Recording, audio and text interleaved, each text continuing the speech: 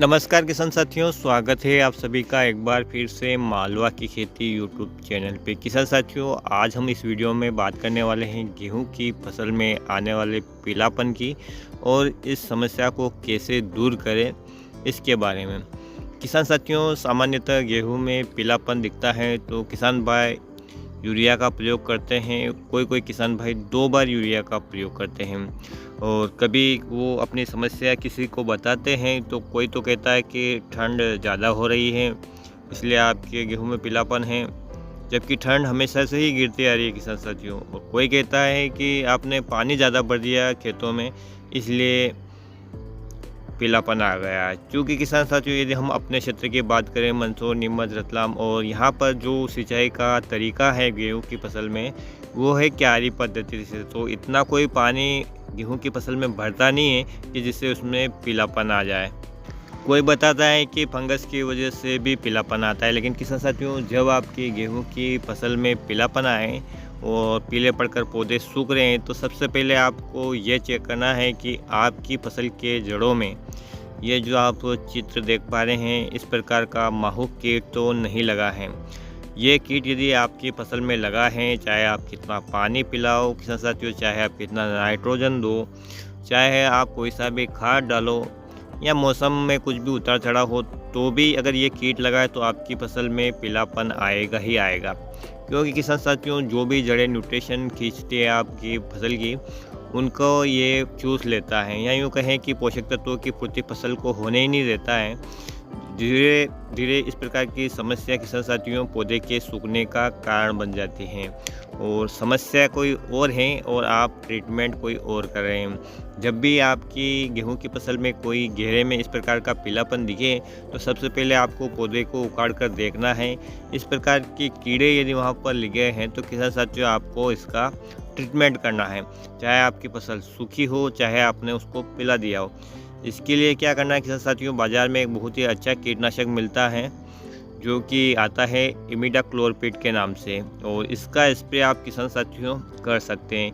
ये जो समस्या आती है किसान साथियों 20 से 40 दिन की फसल पे ज़्यादा देखने को मिलती है, और इस समस्या में सबसे पहले गेहूं की पौधे की जो निचली पत्तियां हैं वो पीली पड़ती हैं और उसके बाद पूरा पौधा धीरे धीरे पीला पड़कर सूख जाता है। और यदि आपको कीट या बीमारी का उपचार करने से पहले से उसकी सही पहचान होना बहुत आवश्यक है। बिना पहचान के किसान साथियों आप अपनी फसल की लागत बढ़ा देते हैं और आपकी फसल में काफ़ी ज़्यादा नुकसान भी हो जाता है। इसलिए जब भी किसी प्रकार की कोई समस्या आए तो पहले उसका आपको देखना है कि समस्या क्या है।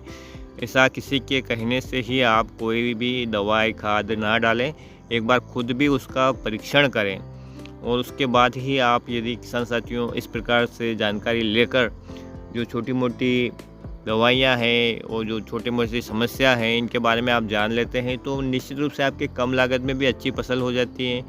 तो आज के वीडियो में हमने जाना किसान साथियों गेहूं की फसल में जो जड़ माहू जिसे कहा जाता है उसका उपचार करना कितना आवश्यक है।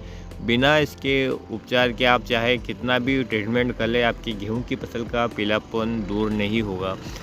यह सबसे पहले गेहूं की फसल में पीलापन आए तो आपको यही देखना है कि जड़ में माहू तो नहीं लगा है। माहू नहीं लगा है तो उसके बाद आपको कोई दूसरा ट्रीटमेंट शुरू करना है।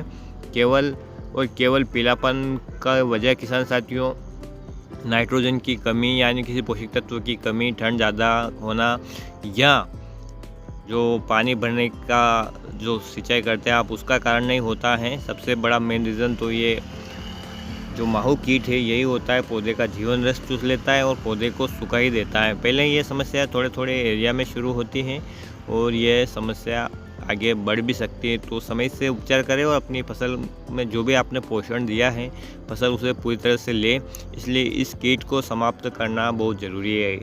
आप इमिडाक्लोरपिड की जगह किसान साथियों थायोमेथोक्सम का भी प्रयोग कर सकते हैं, और यदि आप इरिगेशन कर रहे हैं किसान साथियों तो आप उसमें क्लोरोपाइरीपास जो दवाई है उसको खाद में मिलाकर भी डाल सकते हैं, तो भी इस कीट का आसानी से नियंत्रण हो जाता है। तरीके आपके पास 2 या 3 हैं, जैसा आपको सुविधाजनक लगे वैसा आप प्रयोग करें और अपनी फसल को इस कीट से बचाएं। तो किसान साथियों आज के वीडियो में इतनी ही जानकारी थी। उम्मीद करता हूँ कि आपको पसंद आएगी। पसंद आए तो प्लीज़ वीडियो को लाइक, चैनल को सब्सक्राइब कीजिए और अन्य किसान भाइयों के हित में इस वीडियो को शेयर करें ताकि उनकी समस्या का समाधान करने में भी उन्हें आसानी हो। फिर मिलेंगे एक नए वीडियो में एक नई जानकारी के साथ। तब तक के लिए किसान साथियों ख्याल रखिएगा आप अपने परिवार का, अपने पशुधन का और अपनी फसलों का। वीडियो देखने के लिए आपका बहुत बहुत धन्यवाद। जय हिंद, जय जवान, जय किसान।